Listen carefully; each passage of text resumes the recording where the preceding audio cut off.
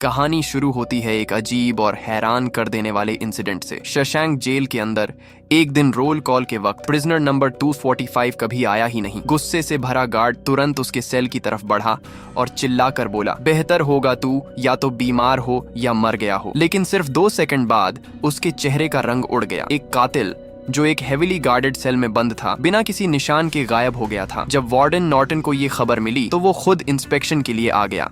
गुस्से में उसने एक पत्थर उठाया और दीवार की तरफ फेंका, लेकिन पत्थर जाकर पोस्टर में घुस गया। सब हैरान रह गए। जब पोस्टर हटाया गया तो समझ आया वो कैदी भाग चुका था। जेल तुरंत पुलिस से भर गई। हर कोने में सर्च चालू हो गया, पर अंत में उन्हें सिर्फ एक पुरानी फटी हुई यूनिफॉर्म मिली और एक छोटी सी रॉक हैमर जो गिरते गिरते बच गई थी।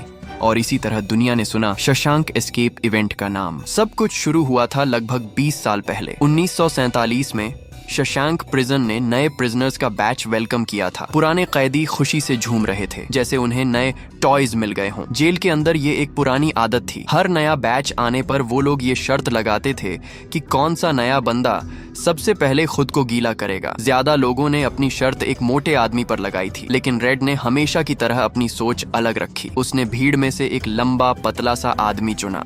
एंडी डुफ्रेन, आई बेट 10 सिगरेट्स, रेड बोला मुस्कुराते हुए। थोड़ी देर बाद वार्डन नॉर्टन ने अपनी स्पीच शुरू की, पर बीच में ही एक कठोर चेहरे वाला नया कैदी बोल उठा। उसने गुस्से से पूछा, खाना कब मिलेगा? ये सुनकर कैप्टन हैडली ने अपना बैटन उठाया और उसके सामने आ गया। ठंडी आवाज में बोला, जब हम बोलेंगे खाने का वक्त हुआ है तब खाना, जब हम बोलेंगे पिस करना है तब पिस करना, समझा?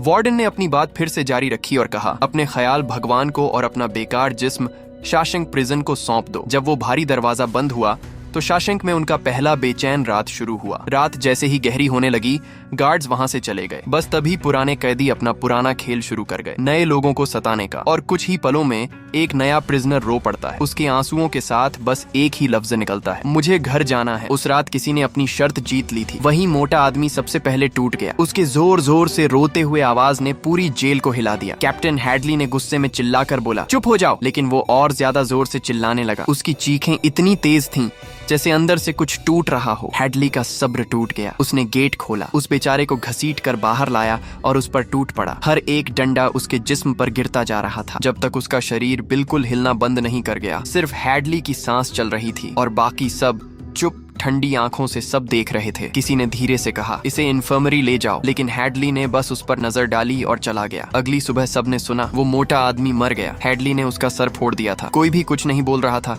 बस साइलेंस छाया हुआ था। तभी एंडी ने पूछा, उसका नाम क्या था? एक पुराना कैदी बोल उठा, तुझे क्या लेना देना नए मछली? फिर हंसी के बीच एक ठंडी आवाज आई, मरे हुए आदमी को नाम की जरूरत नहीं होती। उस दिन के बाद रेड के दिमाग में एक सोच बैठी, ये शांत सा आदमी एंडी डुफ्रेन जो पूरी रात एक शब्द नहीं बोला, आखिर है कौन और क्यों लगता है जैसे उसके अंदर कोई राज छिपा है? थोड़ी देर तक पूछता, सुनता और इधर उधर देखते हुए रेड को आखिर पता चला, एंडी डुफ्रेन कोई आम कैदी नहीं था।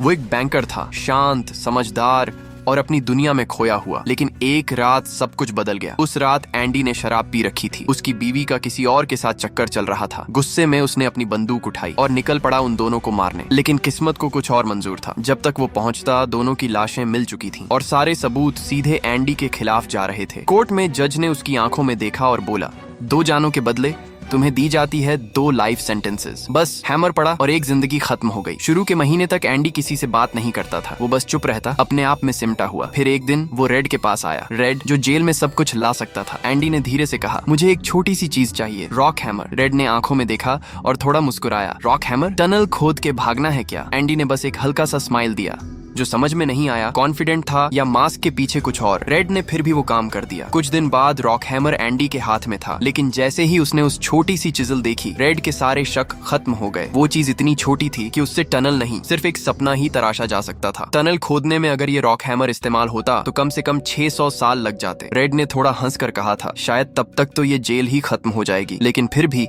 रेड के अरेंजमेंट के थ्रू वो छोटी सी चिजल सेफली एंडी तक पहुंच गई और उसी दिन से किस्मत के पहिए धीरे धीरे घूमने लगे। अगले 2 साल एंडी के लिए आसान नहीं थे। उसका चेहरा हमेशा उदास रहता, जख्मों से भरा हुआ। किसी ने कुछ पूछा नहीं, पर सब जानते थे ये सिस्टर्स का काम था। वो लोग एंडी को काफी दिनों से पाना चाहते थे और हर बार जब एंडी उनके खिलाफ खड़ा होता, वो उसे तोड़ कर छोड़ते। फिर एक दिन एक नया काम आया, प्रिजन के बाहर फैक्ट्री रूफ रिपेयर का। वार्डन नॉर्टन ने 12 कैदियों को चुना और रेड ने थोड़ी अंडर द टेबल सेटिंग करके अपने दोस्तों के लिए जगह निकाल दी। हर आदमी के बदले एक पैक सिगरेट। सबके लिए ये एक मौका था थोड़ा सा खुला आसमान देखने का। पर सबसे ज्यादा हैरानी तब हुई जब एंडी का भी नाम लिस्ट में था। काम के दौरान एंडी ने कैप्टन हेडली को सुना, जो गुस्से में अपनी किस्मत को कोस रहा था। उसके भाई की मौत के बाद एक इनहेरिटेंस मिली थी, लेकिन टैक्स ने आधी से ज्यादा रकम खा ली। हेडली चिल्लाते हुए बोला, गवर्नमेंट सब लूट लेती है, साला कुछ बचता ही नहीं। तभी एंडी धीरे से पास आया। एक बैंकर के अंदाज में उसने काम वॉइस में कहा, कैप्टन क्या आप अपनी वाइफ पर भरोसा करते हो? हेडली ने घूर कर देखा, ये क्या बकवास है? एंडी ने सीधा जवाब दिया, मैं कह रहा हूँ आपको नहीं लगता कि अगर वो वफादार नहीं है तो आप उसे कुछ भी गिफ्ट दे सकते हो बिना टैक्स के? कैप्टन को लगा कि उसे ताना मिल रहा है। वो चुप हो गया। दिल के अंदर से कुछ निकलना चाहता था। एंडी को छत से धक्का देने का इरादा। वो बिल्कुल धक्का देने ही वाला था। तभी एंडी ने आराम से बोला, अगर आप उस पर भरोसा करते हो तो पूरे $35,000 आप ले सकते हो। क्या? कैप्टन गुस्से से फट पड़ा। $35,000 हर आखिरी सेंट? बिल्कुल, एंडी ने ठंडा जवाब दिया। तुम्हें मजाक लग रहा है तो मत कहो। अगर तुम चाहते हो पूरा पैसा तुम्हें मिल जाए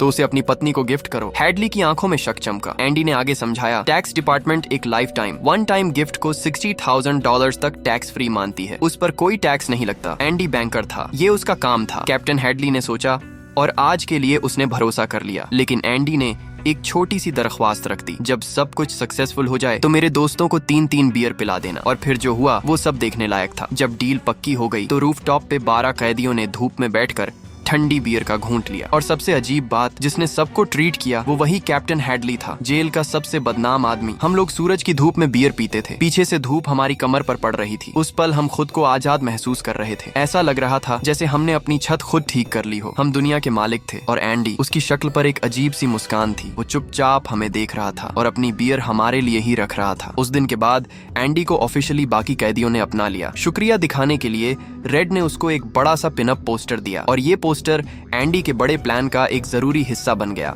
आज फिर से जेल की सिस्टर्स एंडी के पीछे आईं। एंडी ने पहले की तरह जबरदस्ती मना कर दिया, लेकिन इस बार उसका मुकाबले की ताकत काफी ज्यादा थी और उसे इतनी खतरनाक पिटाई मिली कि 1 महीने के लिए इन्फर्मरी में रहना पड़ा। और सिस्टर्स की लीडर ने भी भारी कीमत चुकाई। उस दिन के बाद सिस्टर्स ने एंडी को परेशान करना बंद कर दी। कुछ ही दिन बाद वार्डन नॉर्टन ने एंडी के टैलेंट्स को पहचाना। वो सेल की पेट्रोलिंग का बहाना बनाकर एंडी के कमरे में आया। घूम जाओ, वार्डन की तरफ मुझको दिखाओ। जब वार्डन ने एंडी के हाथ में बाइबल देखा तो खुशी से उसने कोट किया। और तभी वार्डन की नजर उस पोस्टर पर पड़ी जो वॉल पर लटका था। रेगुलेशंस कहते थे कि ऐसा पोस्टर लगाना मना है, लेकिन वार्डन नॉर्टन ने एंडी के लिए एक्सेप्शन कर दिया। जाते वक्त वार्डन ने बाइबल वापस एंडी को दे दी और उसमें से एक मॉरल कोट भी सुना दिया, सैल्वेशन इज विद इन।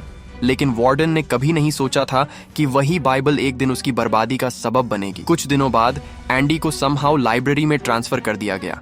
ना सिर्फ उसे मैनुअल लेबर नहीं करना पड़ा, बल्कि बहुत सारा फ्री टाइम भी मिल गया। जब एंडी सोच रहा था कि वार्डन नॉर्टन ने ऐसा क्यों किया, एक गार्ड आया और बोला, मैं अपने बेटे के लिए स्कॉलरशिप अप्लाई करना चाहता हूँ। यही असली वजह थी वार्डन नॉर्टन की, एंडी को प्रिजन का फ्री फाइनेंशियल एडवाइजर बनाने की। जल्दी ही एंडी की फाइनेंशियल सर्विसेज शॉशैंक में मशहूर हो गईं और दिन ब दिन ज्यादा गार्ड्स उसके पास टैक्स रिटर्न्स के लिए आने लगे। इवन वार्डन नॉर्टन भी उनमें शामिल हो गया। सबसे बिजी वक्त में उसे रेड की मदद भी चाहिए होती थी ताकि प्रिजन के दूसरे इनमेट्स का दिन थोड़ा बेहतर हो सके। एंडी ने लाइब्रेरी एक्सपैंड करने के लिए वार्डन से फंडिंग मांगी, लेकिन मना कर दिया गया। प्रिजन के फंड सिर्फ 3 कामों के लिए यूज हो सकते थे, और फेंसेस बनाना, सेल्स ऐड करना या गार्ड्स बढ़ाना। एंडी ने रिलक्टेंटली स्टेट सेनेट को लेटर्स लिखना शुरू किया फंडिंग के लिए रिक्वेस्ट भेजने के लिए।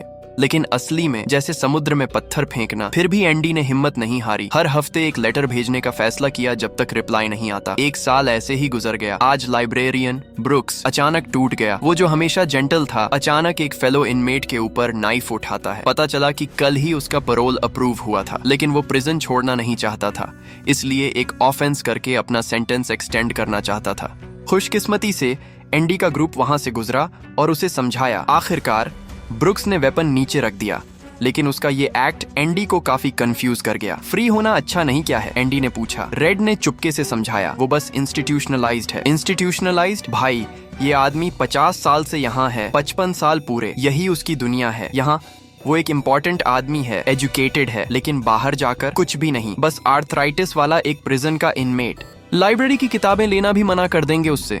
ये दीवारें अजीब हैं, पहले नफरत होती है, फिर आदत हो जाती है और इतना वक्त गुजर जाता है कि आप उस पर डिपेंड होने लगते हो। बस यही है इंस्टीट्यूशनलाइज्ड। अगले दिन ब्रुक्स ने अपना छोटा सा बर्ड छोड़ दिया जो सालों से उसके साथ था। कंफ्यूजन और परेशानी के साथ वो उस जगह से निकलता है जहां वो 50 साल से जी रहा था। शहर की भीड़ भरी सड़कों पर चलना उसके लिए डर का सबब बन गया। जब वो छोटा था सिर्फ एक कार देखी थी जिंदगी में, और अब सारी सड़कें कार से भरी हुई हैं। पैरोल बोर्ड ने उसके लिए रहने का इंतजाम और एक पैकिंग जॉब दिया था, लेकिन अब वो बहुत बूढ़ा हो चुका था। वो पूरी कोशिश करता रहा, काम में दिल लगाता रहा, लेकिन स्टोर मैनेजर को वो कभी पसंद नहीं आया। उसकी आर्थराइटिस बार बार दर्द दिलाती थी और सबसे ज्यादा दर्द उसके अंदर का अकेलापन देता था। रातों में अक्सर आंख खुल जाती थी और एक अजीब सी खालीपन की फीलिंग उसके दिल को तोड़ देती थी। वो शोर शराबे वाली दुनिया उसे बिल्कुल पसंद नहीं थी और न ही दुनिया को उसके जैसे एक बेकार बूढ़े आदमी की जरूरत थी। एक दिन उसने अपना पुराना सूट पहना और बीम पर एक लाइन कार्व करके चेन से अपनी जिंदगी खत्म कर दी। 50 साल तक उसने अंधेरी जेल में सब सहा, लेकिन आजादी की दुनिया में सिर्फ 3 दिन ही जी पाया। इसी दौरान एंडी के 6 साल तक लिखे गए लेटर्स का जवाब आया। स्टेट सेनेट ने उसे $200 और कुछ पुरानी किताबें भेजी और लिखा कि बस अब रुक जाओ, लेकिन उन्हें अंदाजा नहीं था कि एंडी रुकने वालों में से नहीं था। अब से मैं हफ्ते में 2 लेटर्स लिखूंगा, उसने मुस्कुराते हुए कहा। जब वो बुक सोर्ट कर रहा था, एक बॉक्स में उसे एक रिकॉर्ड मिला और उस मोमेंट उसके दिमाग में एक बोल्ड आइडिया आया। तो एंडी ने रिकॉर्ड प्लेयर पर रिकॉर्ड लगाया, तब ब्रॉडकास्टिंग रूम का दरवाजा लॉक किया और पीएस सिस्टम का स्विच ऑन कर दिया। मेलोडियस सिंगिंग शॉशैंक के हर कोने में गूंज उठी। इनमेट्स रुक गए, चुपचाप सुनने लगे। उन्होंने म्यूजिक में फ्रीडम और उम्मीद महसूस की। उस पल जेल की दीवारें गायब लगने लगीं। प्रिजनर्स का डिस्पेयर हवा में घुल गया और इस सब का दाम एंडी को 2 हफ्ते के लिए सॉलिटरी कन्फाइनमेंट में भेज दिया गया। जब एंडी वहां से निकला, लोग उससे पूछते नहीं रुक पाए। एक गाने के लिए इतना रिस्क लेना सच में वर्थ था? एंडी ने बस कहा, कुछ चीजें हैं जो जेल में नहीं बंद हो सकती, वो है उम्मीद। रेड ने एंडी से सहमत नहीं हुआ। उसने अपनी 2 पैरोल हियरिंग्स के बारे में बताया। पहली 10 साल पहले, बच्चे जैसे हरकत करने वाले की तरह। रेड का जवाब सिंसियर, केयरफुल और रिजर्व्ड था। रेड ने गॉड से कसम भी खाई थी कि वो दोबारा कभी गलती नहीं करेगा। लेकिन 10 साल बाद रेड का दूसरा पैरोल हियरिंग हुआ। पिछले टाइम के मुकाबले वो ज्यादा काम और इंडिफरेंट लग रहा था, लेकिन उसकी आंखों में फ्रीडम की चाहत बहुत कम थी। तुम्हारी लाइफ सेंटेंस के लिए तुम यहाँ 30 साल से ज्यादा हो, वार्डन ने कहा। एक्सपेक्टेडली रेड को फिर भी रिजेक्शन मिला, जैसे पहले हुआ था। 30 साल का प्रिजन लाइफ और 2 फेल्ड पैरोल एप्लीकेशंस ने रेड का हौसला तोड़ दिया था। उसने एंडी को एडवाइस दी, रियलिटी का सामना करो। होप एक डेंजरस चीज है, होप इंसान को पागल कर सकता है। यहाँ इसका कोई फायदा नहीं, अपनी किस्मत एक्सेप्ट कर लो। थोड़ा और वक्त गुजरा। एंडी के 2 लेटर्स हर वीक के रिस्पॉन्स आए। स्टेट लेजिस्लेचर समझ गया कि $200 से काम नहीं चलेगा, तो उन्होंने शॉशैंक के लिए $500 पर ईयर एलोकेट किया। एंडी ने इस पैसे का यूज करके ओल्ड बुक्स खरीदी और न्यू इंग्लैंड की बेस्ट प्रिजन लाइब्रेरी बना दी। वही समय वार्डन नॉर्टन ने प्रिजन लेबर प्रोग्राम इंप्लीमेंट किया। इसके थ्रू उसने बहुत सारा डर्टी मनी कमाया फ्री लेबर के जरिए। नेचुरली मनी लॉन्ड्रिंग का काम एंडी के ऊपर आ गया। रेड अपने फ्रेंड की फिक्र करते हुए उसे सावधान रहने को कहा, लेकिन एंडी हंसा और बोला, चिंता मत करो, वो अपनी एक्सपर्टीज यूज करके पैसा स्टॉक्स और सिक्योरिटीज के थ्रू लॉन्डर करता। फिर पैसा ट्रांसफर किया एक रैंडल स्टीवंस के नाम पर, और ये पर्सन एंडी ने क्रिएट किया था लूप होल के जरिए।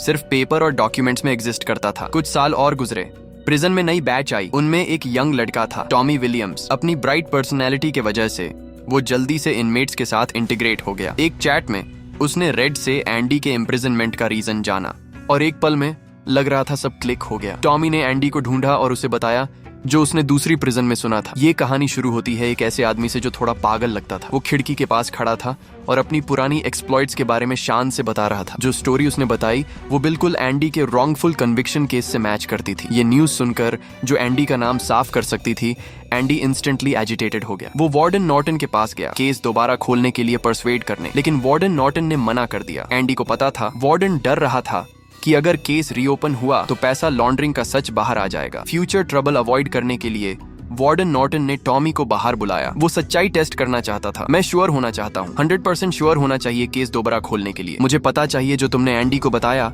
वो सच है या नहीं। जी सर, सब सच है। टॉमी ने जो कहा उसने वार्डन नॉर्टन के फियर्स कंफर्म कर दिए। उसने सिगरेट बुझाई और गार्ड टावर की तरफ देखा और फिर टॉमी एक खून के पूल में गिर गया। सांस लेना बंद कर दिया। इस तरह एक इनोसेंट यंग मैन सिर्फ सेल्फ इंटरेस्ट के लिए एलिमिनेट कर दिया गया और रीजन बताया गया था सस्पिशन भागने की कोशिश की। ये बात सुनकर एंडी पूरी तरह से टूट गया। उसने डिसाइड किया कि अब वो वार्डन नॉर्टन के लिए काम नहीं करेगा, लेकिन नॉर्टन के पास हर हालत का एक तरीका था। एक और महीना सॉलिटरी कन्फाइनमेंट में। एक और महीना गुजर गया। जब एंडी फाइनली सॉलिटरी से रिलीज हुआ तो रेड ने उसे समझाया, यहाँ लड़ने का अंजाम कभी अच्छा नहीं होता एंडी, यहाँ हर जीत हार में बदल जाती है। लेकिन एंडी ने धीरे से कहा, मुझे यहाँ 19 साल हो गए रेड, अगर एक दिन मैं बाहर गया तो मैं एक जगह जाऊंगा, जिहुआतानेजो, एक ऐसी जगह जहाँ समुंदर है लेकिन यादें नहीं। उसकी आंखों में वो सपना था, मैं वहाँ एक छोटा सा होटल खोलूंगा, समुंदर के किनारे एक पुरानी बोट खरीद कर उसे नई तरह से रिपेयर करूंगा और मेहमानों को ओशन में ले जाऊंगा। रेड मुस्कुराया, लेकिन उसकी आवाज में थोड़ी थकान थी। एंडी, ये सब बस सपने हैं, यहाँ सपने देखना अपने आप में एक जुर्म है। इंसान को हमेशा एक बात समझनी चाहिए, या तो जीने में बिजी हो जाओ या मरने में। जाते हुए एंडी ने उसे कहा, रेड, अगर एक दिन तू पैरोल पे बाहर गया तो बकटन के नॉर्थ में एक हे फील्ड है, वहाँ एक पुरानी स्टोन वॉल के पास एक बड़ा सा ओक ट्री मिलेगा, उसके नीचे कुछ छोड़ा हूँ। एंडी ने रेड को फाइनल इंस्ट्रक्शंस दिए। ट्री के नीचे, उस ब्लैक वोल्केनिक रॉक के नीचे कुछ छोड़ा है मैंने, वो तेरे लिए है। रेड ये सुनकर अपनी चिंता को रोक नहीं पाया, और जब उसे एक और इनमेट ने बताया कि एंडी ने बस एक रस्सी मांगी थी, रेड का टेंशन और बढ़ गया। वो डर गया कि एंडी ब्रुक्स की तरह अपनी जान न दे दे। इंसान की पेशेंस भी एक हद तक होती है। उस रात प्रिजन के बाहर बिजली चमकी और गरज उठी। रेड अपने बिस्तर पर बैठा और अपनी जिंदगी की सबसे लंबी रात गुजारी। सुबह रेड ने एंडी के सेल की तरफ देखा, लेकिन एंडी वहाँ नहीं था। एक गार्ड जाते हुए गाली दी और चेक करने गया। अगला पल उसकी आंखें शॉक में फैल गईं। वार्डन नॉर्टन ने भी अलार्म सायरन सुना। एंडी के सेल से गायब होने की खबर सुनकर वो गुस्से में रेड को पकड़कर क्वेश्चनिंग के लिए ले गया, लेकिन रेड कंफ्यूज था, उसे कुछ भी नहीं पता था। गुस्से के शिकार नॉर्टन ने विंडो सिल से पत्थर उठा लिया, अपनी नाराजगी को वेंट करते हुए, this is a god damn conspiracy, सब मिले हुए हैं उसके साथ। वार्डन नॉर्टन का गुस्सा हद से बढ़ गया था। तभी एक अजीब सी आवाज गूंजी। उसने पोस्टर को साइड किया और उसके पीछे फ्रीडम का दरवाजा था। पूरे प्रिजन में सर्च चलाई गई, लेकिन सिर्फ एक पुरानी यूनिफॉर्म और एक घिसी हुई रॉक हैमर मिली जो सीवेज पाइप के पास छोड़ी गई थी। पता चला 19 साल पहले जब एंडी ने पहली बार रॉक हैमर ली थी, तब उसका इरादा सिर्फ अपना नाम वॉल पर कार्व करने का था। लेकिन एक टुकड़ा जब आसानी से टूट गया तो एंडी के दिमाग में एक डेयरिंग आइडिया आया। उस दिन के बाद पोस्टर के कवर के पीछे वो अपना एस्केप का रास्ता खोदने लगा। रोज सुबह यार्ड में वॉक करते हुए वो छुपके से वॉल के डिब्रीज जमीन पर गिरा देता था। पूरे 19 साल तक वो ऐसा करता रहा, लेकिन जब टॉमी मर गया और उसके साथ ही एंडी की लास्ट होप भी खत्म हो गई, उसने डिसाइड कर लिया अब और नहीं रुकना। उस रात उसने वार्डन नॉर्टन के लेजर बुक स्वैप कर दिए और कैजुअल वे में उसके लेदर शूज भी ले लिए। जब सब सो गए, एंडी ने अपने सारे इंपॉर्टेंट पेपर्स और आइटम्स एक बैग में भर लिए। फिर एंडी ने अपनी सारी चीजें सिक्योर की, नैरो और लंबी टनल में घुस गया और पाइप के अंदर से नीचे उतर गया। बिजली के गरजने की आवाज में छुपकर एंडी ने रिपीटेडली रॉक से पुरानी और जिद्दी सीवेज पाइप पर मारना शुरू किया। कई बार कोशिश करने के बाद उसने पाइप में एक होल बना ही दिया। एंडी दुर्गंध सीवर पाइप में क्रॉल करता रहा। 500 मीटर्स तक क्रॉलिंग और अल्टी करते हुए स्ट्रगल की। जब पाइप से बाहर निकला, अपनी शर्ट उतारने के लिए स्ट्रगल किया और फाइनली वो हाथ बढ़ाकर उस फ्रीडम को एम्ब्रेस किया जो इतने सालों से उससे छिन गई थी। भारी बारिश ने उसके शरीर से सारी गंदगी धो दी और ये उसकी नई जिंदगी का सिंबल बन गया। कुछ दिनों बाद रैंडल स्टीवंस नाम का आदमी अलग अलग बैंक्स में नजर आया। पहले वो सिर्फ पेपर और डॉक्यूमेंट्स में था, लेकिन अब एक रियल पर्सन बन चुका था। एंडी के पास उसकी आइडेंटिटी के सारे डॉक्यूमेंट्स और परफेक्ट सिग्नेचर भी थे। उसने सारे अकाउंट से एसेट्स निकाल ली। जाने से पहले उसने वार्डन नॉर्टन और कैप्टन हैडली के क्राइम्स का एविडेंस न्यूज़पेपर ऑफिस में भेज दिया। अगली सुबह शॉशैंक का स्कैंडल न्यूज़पेपर के फ्रंट पेज पर छपा। वार्डन नॉर्टन जल्दी से सेफ खोलने आया ताकि सब इंक्रिमिनेटिंग एविडेंस डिस्ट्रॉय कर दें, लेकिन वहां सिर्फ एक बाइबल मिली। पुरानी यादें उसके दिमाग में फ्लड हो गईं। उस दिन उसने खुद बाइबल वापस एंडी को दी थी। उसने सिर्फ बाइबल का कंटेंट याद रखा था, उसका वजन भूल गया था। कुछ ही देर बाद शॉशैंक में कई पुलिस ऑफिसर्स आ गए। उन्होंने कैप्टन हैडली को पकड़ा। सिचुएशन इरिवर्सिबल देखकर नॉर्टन ने गन अपने ऊपर ही रख लिया। थोड़ी देर बाद रेड को एंडी का पोस्ट कार्ड मिला। ये साबित करता था कि एंडी फ्री है, अपनी ड्रीमलैंड की तरफ जा रहा है। रेड अपने पुराने दोस्त के लिए दिल से खुश था और एंडी की लेजेंडरी कहानी अब भी प्रिजन के अंदर सर्कुलेट होती रही। लेकिन हर बार जब भी उसका जिक्र होता, रेड के दिल में हमेशा एक हल्का सा लॉस महसूस होता। हर शाम रेड याद करता अपने पुराने दोस्त को जो इतने सालों से उसने नहीं देखा था। लेकिन एक बात उसने समझ ली, कुछ परिंदों को पिंजरे में नहीं रखा जा सकता। उनके पंख इतने ब्राइट होते हैं, फ्रीडम की रोशनी से चमकते हुए। बस ऐसे ही कई साल गुजर गए। रेड की सजा के 40वें साल में उसका तीसरा पैरोल हियरिंग हुआ। अलग इंटरव्यूअर था, लेकिन सवाल वही सांसारिक टाइप के, क्या आपका रिहेबिलिटेशन किया गया है? रिहेबिलिटेटेड? मुझे देखने दो, मुझे पता नहीं इसका मतलब क्या है। अल्टीमेटली आप क्या जानना चाहते हैं? क्या मुझे अपने द्वारा किए गए क्राइम पर गिल्ट है? Do you? एक भी दिन नहीं गुजरता जब मुझे अफसोस ना हो। नहीं इसलिए कि मैं यहाँ हूँ या आपको लगता कि मुझे होना चाहिए। मैं बस देख रहा हूँ कि मैं पहले कैसा था। एक यंग स्टूपिड किड जो एक टेरिबल क्राइम कर गया। मैं उससे बात करना चाहता हूँ, कुछ समझाना चाहता हूँ लेकिन नहीं कर सकता। वो लड़का तो लॉन्ग गॉन है और ये ओल्ड मैन ही बचा है। शायद उसकी सिंसियर कन्फेशन ने इंटरव्यूअर को टच किया। शायद वो इतना ओल्ड था कि दोबारा क्राइम कर ही नहीं सकता। और फाइनली उसको मिल गया long awaited stamp of approval. Heavy prison gate तक पहुंचते ही रेड ने गार्ड्स को सिर्फ एक नोट दिया। वो लोग जिन्हें वो सालों से जानता था। 40 साल एक पल में गुजर गए। वो बच्चा जो एक गलती कर गया था अब बूढ़ा हो गया था। उसने गुस्से से उन ऊंची दीवारों को देखा जिनमें उसकी आधी जिंदगी का सारा वक्त गुजर गया था। इस वक्त किसी को नहीं पता था वो क्या सोच रहा था। उसने वही बस ली जो ब्रुक्स लेता था, वही सीनरी देखी जो ब्रुक्स ने देखी थी और गया उस रूम में जहां ब्रुक्स रहता था। बीम पर नाम अब भी साफ था। 40 साल की प्रिजन लाइफ ने भी उसको ब्रुक्स की तरह इंस्टीट्यूशनलाइज कर दिया था। उसने वही काम किया जो ब्रुक्स करता था। जब भी बाथरूम जाना होता हाथ उठा के स्टोर मैनेजर को रिपोर्ट करना पड़ता, वरना एक ड्रॉप भी नहीं निकलता। वो कभी पैरोल वायलेट करके वापस प्रिजन जाने का सोचता, लेकिन फाइनली रीजन उसे लौट आता। उसने डिसाइड किया एंडी से किया प्रॉमिस पूरा करना है। छोड़ने से पहले बीम पर अपना नाम कार्व किया, एक तरह से अपने पुराने दोस्त को याद करने के लिए। और जब वो उस जगह पहुंचा जहां एंडी ने बताया था, रेड ने देखा जो एंडी ने छोड़ा था, एक लेटर और कुछ पैसा ओक ट्री के नीचे। रेड ने लेटर खोल के पढ़ा। डियर रेड, अगर तुम ये लेटर पढ़ रहे हो तो शायद तुम रिलीज हो चुके हो। अगर तुम यहाँ तक आ गए हो तो शायद थोड़ा और आगे भी जा सकते हो। तुम्हें वो जगह याद है ना, जी हुआ तनेजो। मुझे किसी की जरूरत है काम के लिए। मैं तुम्हारा इंतजार कर रहा हूँ। प्लान रेडी है। याद रखना, पढ़ना। Hope is a good thing, may be the best of things and no good thing ever dies. I hope this letter finds you and finds you well. ये शब्दों ने रेड के थके हुए दिल को एक नई रोशनी दी। इस बार उसने हिम्मत जताई, पैरोल तोड़ दी, लेटर के इंस्ट्रक्शंस फॉलो करते हुए बॉर्डर क्रॉस किया।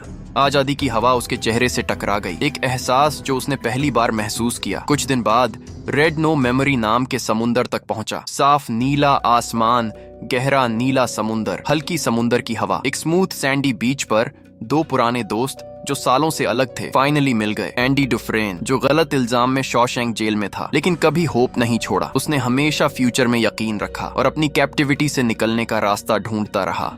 एंडी ने सिर्फ शॉशैंक से एस्केप नहीं किया बल्कि अपनी रूह को भी पुराने दर्द और पीड़ा से आजाद किया। ये शॉशैंक रिडेम्पशन सिर्फ जेल की जिंदगी का फिल्म नहीं है बल्कि इंसानी रूह की ताकत और हिम्मत की कहानी भी है। ये हमें ये सिखाता है कि बिलीव और होप करना, मुश्किल वक्त में भी हिम्मत रखना और जिंदगी के अच्छे पलों के लिए फाइट करना कभी छोड़ना नहीं चाहिए।